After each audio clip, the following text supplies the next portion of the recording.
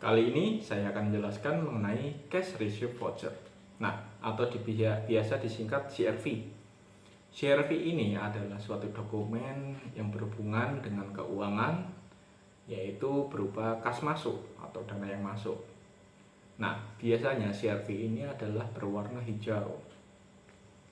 Nah, kemudian untuk dasar kita membukukan CRV yaitu adanya transaksi kas masuk. Dari mana kas? Contohnya yaitu kita misalnya setiap bulan kita akan meminta PDO atau permintaan dana operasional. Misalnya setelah disetujui PDO misalnya 10 juta, kemudian tidak ada potongan, disetujui 10 juta. Nah, tentunya misalnya dari kantor pusat Jakarta akan mengirimkan dananya ke unit usaha kita. Misalnya 10 juta nih dikirim oleh Jakarta. Kita harus catat nih 10 juta itu. Nah, catatnya itu kita akan menghasilkan namanya dokumen namanya CRV. Nah, bagaimana jurnalnya kita misalnya kalau ada terima dana seperti itu atau remisi, biasanya disebut seperti itu. Nah, kalau kita terima 10 juta dan itu kita catat ke kas bank dulu, maka jurnal yang terbentuk debitnya itu kas bank, kemudian kreditnya itu head office Jakarta. Oke, nanti ada namanya kita rekonsiliasi dengan Jakarta ya. Jadi di balance dia. Kita hutang ibaratnya seperti itu ya. Kita dapat pinjam uang, berarti kita hutang ke Jakarta. Nah, setelah itu, bagaimana sistem alurnya CRV? Nah, setelah kita terima uang itu si kasir akan menginput ke dalam sistem SAP misalnya. Nah, alur untuk CRV yaitu input, pos, baru cetak. Seperti itu. Jadi kalau CDV adalah part, cetak, pos, tapi kalau CRV yaitu part, pos, kemudian baru cetaknya terakhir.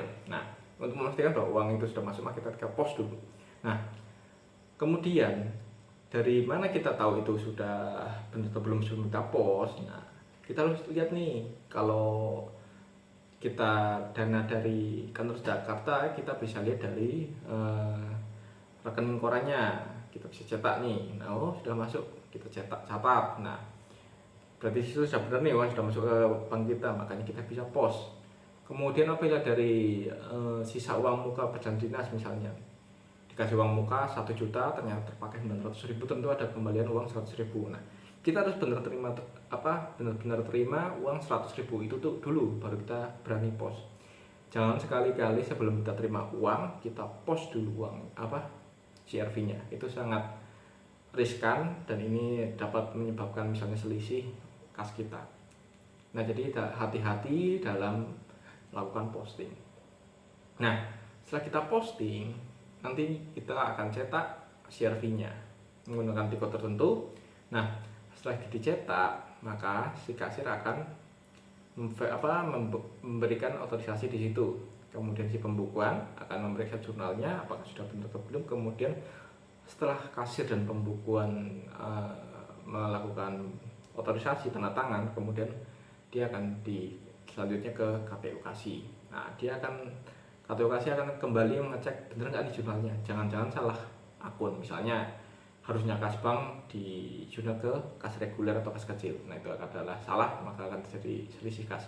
Nah, setelah itu dari Kasih atau KTU kemudian lanjut ke manajer atau pimpinan unit. Nah, setelah itu tanda tangan selesai, kemudian kita arsipkan. Nah, salah satu yang harus diperhatikan yaitu kelengkapan administrasinya, lampirannya, kemudian tanggal postingnya ini harus benar-benar diperhatikan, jangan sampai salah, karena ini kan berakibatkan pada akhir bulan ketika melakukan rekonsiliasi bank bisa selisih.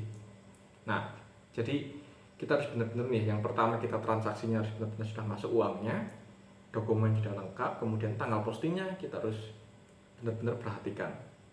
Kemudian setelah itu kita arsipkan dengan baik, dengan urut untuk memudahkan kita dalam melakukan stok opening pada saat nanti ketika diperlukan.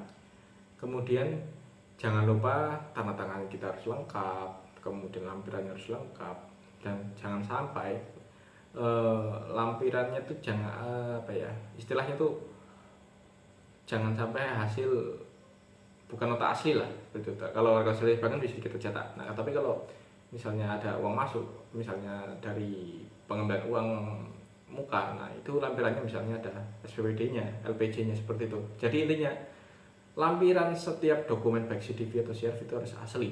Seperti itu ya. Kemudian harus lengkap, tanda tangannya lengkap, tanggalnya ada, di situ keterangannya apa. Oh ya, jangan lupa keterangannya diperiksa juga. Seperti itu teman-teman ya. Jadi kalau di unit 1 ada 2 ya. Yang pertama tuh untuk uang keluar yaitu CDV, kemudian uang masuk yaitu CRV. Nah, inilah satu paket yang tidak bisa dipisahkan dan ini akan sering terjadi. Kita akan cetak CRV, cetak CDV, cetak CRV, CDV seperti itu terus ya. Ketika terjadi transaksi kas. Nah, jadi seperti itu mengenai CDV. Semoga bermanfaat. Terima kasih.